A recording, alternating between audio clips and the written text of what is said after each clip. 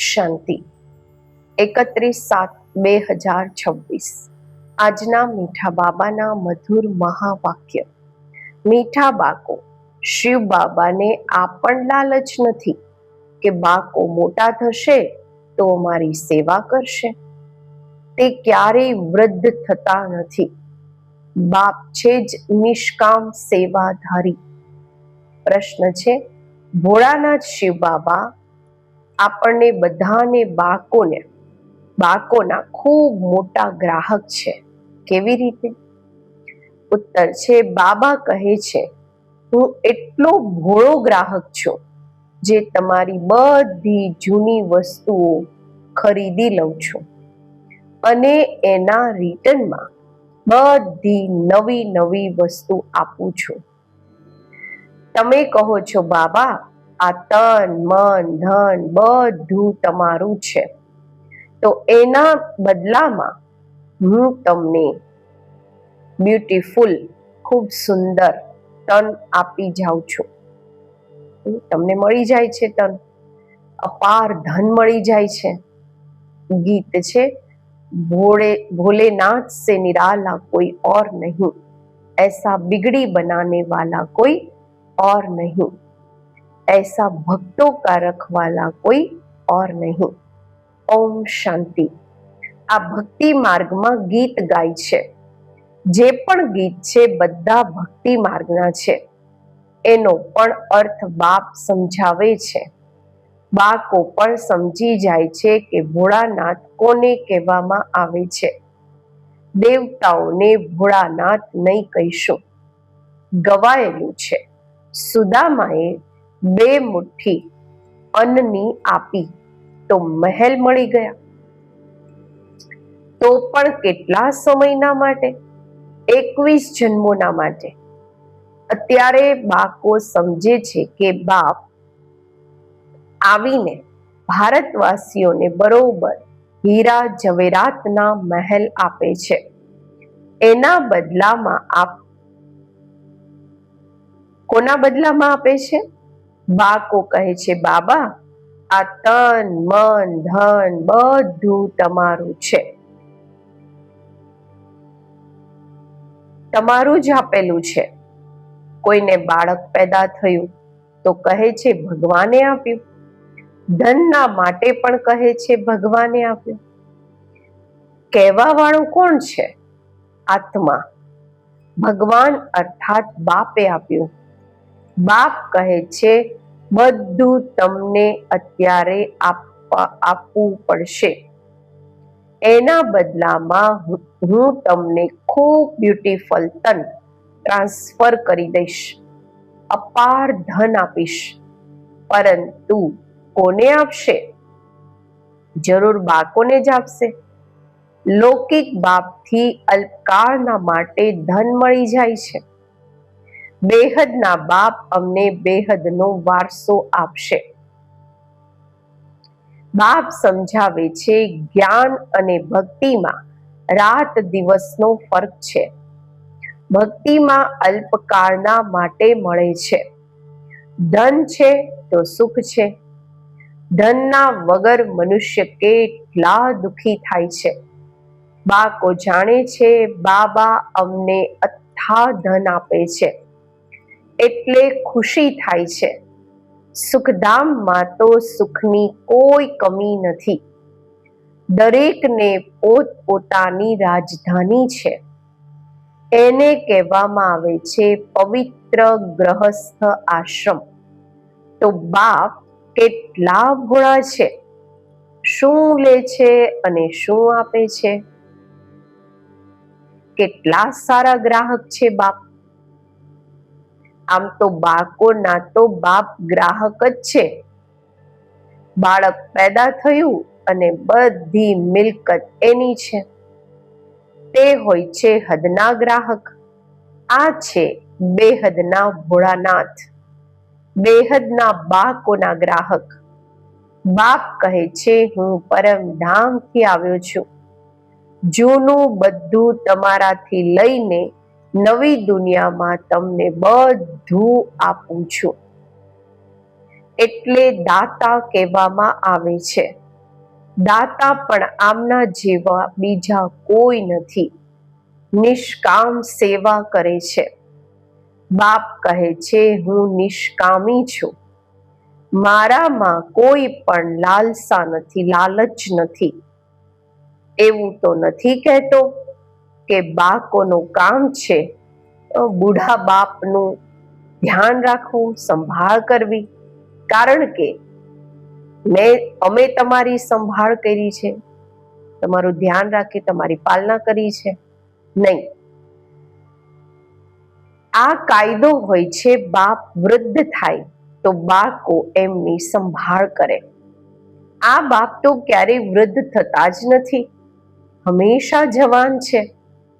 આત્મા ક્યારેય વૃદ્ધ નથી થતી. આ તો જાણો છો.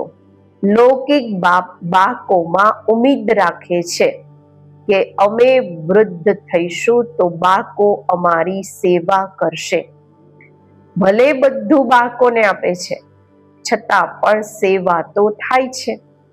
આ શિવ બાબા કહે છે, હું છું જ અભોગતા, હું ક્યારેય ખાતો જ નથી. હું આવું જ છું માત્ર બાળકોને નોલેજ આપવા. સુપ્રીમ રૂહ રૂહોને બેસીને સમજાવે છે. રૂહ જ સાંભળે છે, આત્મા જ સાંભળે છે. દરેક વાત આત્મા કરે છે. સંસ્કાર પણ આત્મા લઈ જાય છે, જેના આધાર પર શરીર મળે છે. અહીંયા મનુષ્યોની અનેક મતો છે. કોઈ કહે છે રૂહ પરમાત્મા જ થયા, એને કઈ પણ લેપ છેપ નથી લાગતો. આત્મા નિર્લેપ કહી દે છે. જો આત્મા નિર્લેપ હોત તો કેમ કે પાપ આત્મા, પુણ્ય આત્મા? જો આત્મા નિર્લેપ છે તો કહેવામાં આવે પાપ શરીર, પુણ્ય શરીર. શરીર ઉપર લેપછેપ લાગે છે તો એ બધા ટાઇટલ શરીરને મળવા જોઈએ. બાબા કહે છે, અત્યારે તમે જાણો છો કે બધી આત્માઓના રૂહાની બાપ અમને રૂહોને ભણાવી રહ્યા છે. આ શરીર દ્વારા આત્માને બોલાવે પણ છે ને. કહે છે, અમારા બાપની આત્મા આવી, ટેસ્ટ લીધો, સ્વાદ લીધો. આત્મા જ ટેસ્ટ લે છે. બાપ તો એવું નહીં કહેશે, એ તો અભોગતા છે. બ્રાહ્મણોને ખવડાવે છે, આત્મા આવે છે. ક્યાંક તો આત્મા વિરાજમાન થતી હશે. બ્રાહ્મણો વગેરેને ખવડાવવું ભારતમાં કોમન વાત છે. આત્માને બોલાવે છે, એમને પૂછે છે, પછી ઘણી વાતો એમની સાચી પણ નીકળે છે. આ પિત્ર વગેરે ખવડાવવા આ પણ ડ્રામામાં નોંધ છે. આમાં કોઈ વંડર નહીં ખાવું જોઈએ. આશ્ચર્ય થવાની જરૂર કોઈ વાત જ નથી. બાબા કહે છે, બાપ તો શોર્ટમાં, નટશેલમાં ડ્રામાના રહસ્યને બતાવે છે. ડિટેલ તો એટલી ડ્રામાની સમજણ આપી નથી શકતા. એક એકની સમજણમાં જ વર્ષ લાગી જાય. તમને બાળકોને મોટી સહજ શિક્ષા મળે છે. ગાય પણ છે, હે પતિત પાવન આવો, આવીને અમને પાવન બનાવો. એમનું નામ જ છે પતિત પાવન. બ્રહ્મા, વિષ્ણુ, શંકરને પતિત પાવન નથી કહી શકતા. બાપને જ પતિત પાવન લિબરેટર કહે છે. દુઃખ કરતા સુખ કરતા પણ એમને જ કહેવામાં આવે છે. એ છે નિરાકાર. શિવના મંદિરમાં જઈને જુઓ, ત્યાં લિંગ રાખેલું છે. જરૂર ચૈતન્ય હતા ત્યારે તો પૂજા કરે છે. આ દેવતા પણ ક્યારેય ચૈતન્ય હતા ત્યારે તો એમની મહિમા છે. નહેરુ ચૈતન્યમાં હતા ત્યારે તો એમનો ફોટો પાડીને મહિમા કરે છે. નહેરુજીના ફોટાની સામે કોઈ સારું કામ કરીને જાય છે તો એમનું જડ ચિત્ર બનાવી અને મહિમા કરે છે. પવિત્રની જ પૂજા કરે છે. કોઈ પણ મનુષ્યની પૂજા નથી કરી શકતા. વિકારથી પેદા થાય છે ને, તો એમની પૂજા નથી થઈ શકતી. પૂજા દેવતાઓની થાય છે, જે હંમેશા પવિત્ર હોય છે. તમે જાણો છો, બાપ આવ્યા હતા, પછી અત્યારે સંગમ પર આવ્યા છે, સ્વર્ગની સ્થાપના કરવા. ફરી દ્વાપરથી રાવણ રાજ્ય શરૂ થશે. રાવણ રાજ્ય શરૂ થવાથી જટ શિવના મંદિર બનાવે છે. અત્યારે તો ચૈતન્યમાં નોલેજ સંભળાવી રહ્યા છે, જ્ઞાન આપી રહ્યા છે. તે સત છે, ચૈતન્ય છે, એમની જ મહિમા ગાય છે. નિરાકારને શરીર તો જોઈએ ને, તો બાપ જ આવીને વિશ્વને હેવિન બનાવે છે. એ હેવિનમાં, એ સ્વર્ગમાં રાજ્ય કરવાના માટે તમે પુરુષાર્થ કરી રહ્યા છો. સ્વર્ગવાસી તમે બની રહ્યા છો. નિરાકાર પરમ પિતા પરમાત્મા જ્ઞાનના સાગર છે, પરંતુ સંભળાવે કેવી રીતે? કહે છે, હું આ શરીરમાં આવ્યો છું, મારો ડ્રામામાં આ પાર્ટ છે, હું પ્રકૃતિનો આધાર લઉં છું. આ જે પહેલા નંબરના છે, એમના જ ઘણા જન્મોના અંતમાં હું આવીને પ્રવેશ કરું છું અને આમનું નામ બ્રહ્મા રાખું છું. પહેલા આ બધા ભઠ્ઠીમાં હતા, તો ઘણાના નામ આપ્યા હતા, પરંતુ ઘણાએ પછી છોડી દીધા. એટલે નામ રાખવાથી શું ફાયદો? તમે તે નામ જુઓ તો વંડર ખાઓ. એક જ સાથે બધા ભેગા કેટલા રમણીક નામ આવ્યા. સંદેશી નામ લઈ આવતી હતી. તે લિસ્ટ પણ જરૂર રાખવી જોઈએ. સંન્યાસી પણ જ્યારે સંન્યાસ કરે છે, તો એનું પણ નામ બદલાઈ જાય છે. ઘર-બારને છોડી દે છે. તમે છોડતા નથી, તમે બ્રહ્માના આવીને બનો છો, શિવના તો છો જ. તમે કહો જ છો બાપ દાદા. સંન્યાસીઓનું એવું નથી હોતું. ભલે નામ બદલાય છે, પરંતુ બાપ દાદા નથી મળતા. એમને માત્ર ગુરુ મળે છે. હઠયોગી હદના સંન્યાસી અને રાજયોગી બેહદના સંન્યાસી, એમાં રાત દિવસનો ફરક છે. ગાવામાં પણ આવે છે, જ્ઞાન, ભક્તિ અને વૈરાગ. એનો પણ વૈરાગ છે, પરંતુ એમનો ઘર-બહારથી વૈરાગ છે. તમારો આખી દુનિયાથી વૈરાગ છે. એમને ખબર જ નથી કે સૃષ્ટિ બદલાય છે. તમારો છે બેહદનો વૈરાગ. આ સૃષ્ટિ ખલાસ થવાની છે. તમારા માટે નવી દુનિયા બની રહી છે.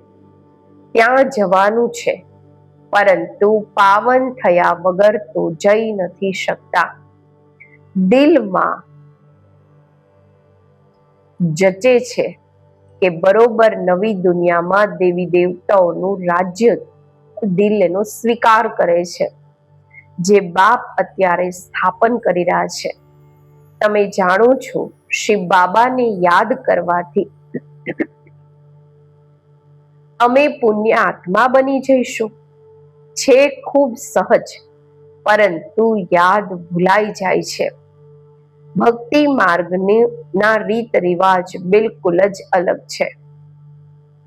પાછા પોતાના ઘરે તો કોઈ જઈ નથી શકતા. પુનર્જન્મ તો બધાને જરૂર લેવાના છે.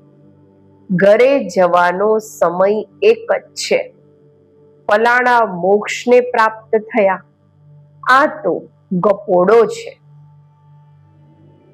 બાપ કહે છે, કોઈ પણ આત્મા વચ્ચેથી પાછી નથી જઈ શકતી, નહીં તો બધો ખેલ બગડી જાય. દરેકને સતો રજો તમોમાં આવવાનું છે. મોક્ષના માટે તો ઘણા આવે છે. સમજાવવામાં આવે છે મોક્ષ હોતો નથી, આ તો અનાદિ બન્યો બનેલો ડ્રામા છે. તે ક્યારેય બદલાઈ નથી શકતો. માખી અહીંયાથી ગઈ પછી 5000 વર્ષ બાદ એવી જ રીતે જશે. આ તો જાણો છો બાબા કેટલા ભોળા છે. પતિત પાવન બાપ પોતાના પરમધામથી આવે છે પાઠ ભજવવા. આ એ સમજે છે આ ડ્રામા કેવી રીતે બનેલો છે, આમાં મુખ્ય કોણ કોણ છે. જેમ કહે છે ને કે સૌથી સાહુકાર કોણ છે આ દુનિયામાં, એમાં નંબરવાર નામ કાઢે છે. તમે જાણો છો સૌથી સાહુકાર કોણ છે? તે કહેશે અમેરિકા. પરંતુ તમે જાણો છો સ્વર્ગમાં સૌથી સાહુકાર આ લક્ષ્મી નારાયણ બને છે. તમે પુરુષાર્થ કરો છો ભવિષ્યના માટે, સૌથી મોટા સાહુકાર બનવાના માટે. આ રેસ છે. આ લક્ષ્મી નારાયણ જેવા સાહુકાર કોઈ હશે? અલ્લાહ અવલદીનની પણ વાર્તા છે ને. ઠકા કરવાથી કુબેરનો ખજાનો નીકળી ગયો. ઘણા અલગ અલગ પ્રકારના નાટક બનાવે છે. અત્યારે તમારી બુદ્ધિમાં છે કે આ શરીર છોડીને સ્વર્ગમાં જઈશું, અમને કારુણનો ખજાનો મળશે. બાપ કહે છે મને યાદ કરવાથી માયા એકદમ ભાગી જશે. બાપને યાદ નથી કરતા તો માયા પછી તંગ કરે છે. કહે છે બાબા અમને માયાના તોફાન ખૂબ આવે છે. અચ્છા, બાપને ખૂબ પ્યારથી યાદ કરો તો તોફાન ઉડી જશે. બાકી નાટક વગેરે બેસીને બનાવ્યા છે, વાત છે કંઈ પણ નહીં. બાપ કેટલું સહજ બતાવે છે. માત્ર બાપને યાદ કરો તો તમારામાં જે એલાય છે, ખાદ છે, તે નીકળી જશે. બીજી કોઈ તકલીફ નથી આપતા. આત્મા જે પવિત્ર સાચું સોનું હતી તે અત્યારે જૂઠી બની ગઈ છે, પછી સાચી બનશે. આ યાદ અગ્નિથી આગમાં નાખવાથી વગર સોને આગમાં નાખવાથી પછી સોનું નાખ્યા વગર સોનું પવિત્ર થઈ ન શકે. તો આને પણ યોગ અગ્નિ કહેવામાં આવે છે. છે યાદની વાત. તે લોકો તો અનેક પ્રકારના હઠયોગ શીખવે છે. તમને તો બાપ કહે છે ઉઠતા બેસતા યાદ કરો. આસન વગેરે ક્યાં સુધી તમે લગાવશો? આ તો ચાલતા ફરતા કામ કરતા યાદમાં રહેવાનું છે. ભલે બીમાર હો તો અહીંયા સૂતા પણ બાપને યાદ કરી શકો છો. શિવ બાબાને યાદ કરો અને ચક્ર ફરવો, બસ. એમણે પછી લખ્યું છે ગંગાજીનો તટ હોય, અમૃત મુખમાં હોય. ગંગાના કિનારે તો ગંગાજળ જ મળશે. એટલે મનુષ્ય હરિદ્વારમાં જઈને બેસે છે. બાપ તો કહે છે તમે ક્યાંય પણ બેસો, ભલે બીમાર હો, માત્ર બાપને યાદ કરો. સ્વદર્શન ચક્ર ફેરવતા રહો, ત્યારે પ્રાણ તનથી નીકળે. આ પ્રેક્ટિસ કરવી પડે. એ ભક્તિ માર્ગની વાતોમાં અને આ જ્ઞાન માર્ગની વાતોમાં કેટલો રાત દિવસનો ફરક છે.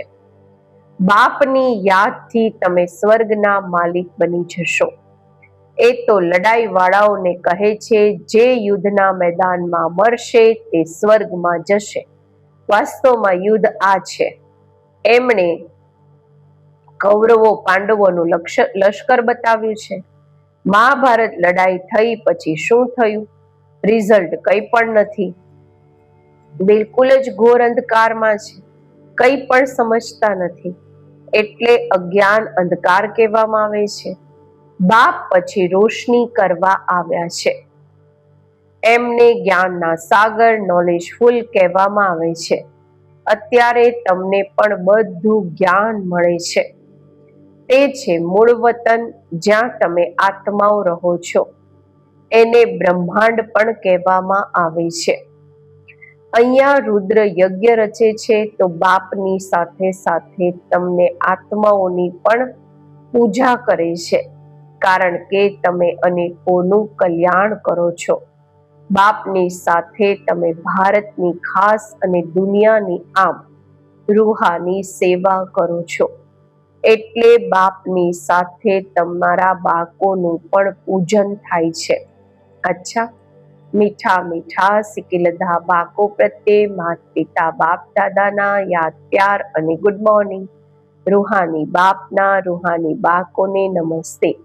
આપણે રૂહાની બાળકોના રૂહાની બાપને નમસ્તે. ધારણા માટે મુખ્ય સાર. પહેલું છે, માયાના તોફાનોને ભગાડવા માટે બાપને ખૂબ ખૂબ પ્યારથી યાદ કરવાના છે. આત્માને યોગ અગ્નિથી સાચું સાચું સોનું બનાવવાની છે. બીજું, બેહદના વૈરાગી બની આ જૂની દુનિયાને ભૂલી જવાનું છે. દુનિયા બદલાઈ રહી છે, નવી દુનિયામાં જવાનું છે, એટલે એનાથી સંન્યાસ લઈ લેવાનો છે. આજનું વરદાન. કદમ કદમ પર સાવધાની રાખતા પદ્મોની કમાઈ જમા કરવા વાળા પદમપતિ ભવ. બાપ બાળકોને ખૂબ ઊંચી સ્ટેજ પર રહેવાની સાવધાની આપી રહ્યા છે. એટલે અત્યારે જરાય પણ ગફલત કરવાનો સમય નથી. અત્યારે તો કદમ કદમ પર સાવધાની રાખતા કદમમાં પદ્મોની કમાઈ કરતા પદમપતિ બનો. જેમ નામ છે પદ્મા પદમ ભાગ્યશાળી, એવા એમ કર્મ પણ હોય. એક કદમ પણ પદમની કમાઈના વગર ન રહી જાય. તો ખૂબ વિચારીને સમજીને શ્રીમત પ્રમાણે દરેક કદમ ઉઠાવો. શ્રીમતમાં મનમત મિક્સ નહીં કરો. સ્લોગન છે, મનને ઓર્ડર પ્રમાણે ચલાવો તો મન મનાભવની સ્થિતિ સ્વતઃ રહેશે. અવ્યક્ત ઇશારા. જ્વાળા સ્વરૂપ સ્થિતિમાં રહી શક્તિશાળી યાદનો અનુભવ કરો. યાદને શક્તિશાળી બનાવવા માટે વિસ્તારમાં જતા સારની સ્થિતિનો અભ્યાસ ઓછો ન થાય. વિસ્તારમાં સાર ભૂલાઈ ન જાય. ખાઓ પીઓ સેવા કરો, પરંતુ ન્યારાપણાને નહીં ભૂલો. સાધના અર્થાત શક્તિશાળી યાદ. નિરંતર બાપની સાથે દિલનો સંબંધ. સાધના આને નથી કહેતા કે માત્ર યોગમાં બેસી ગયા, પરંતુ જેમ શરીરમાં બેઠા છો એમ દિલ, મન, બુદ્ધિ એક બાપની તરફ, બાપની સાથે સાથે બેસી જાય. એવી એકાગ્રતા જ જ્વાળાને પ્રજ્વલિત કરશે. ઓમ શાંતિ.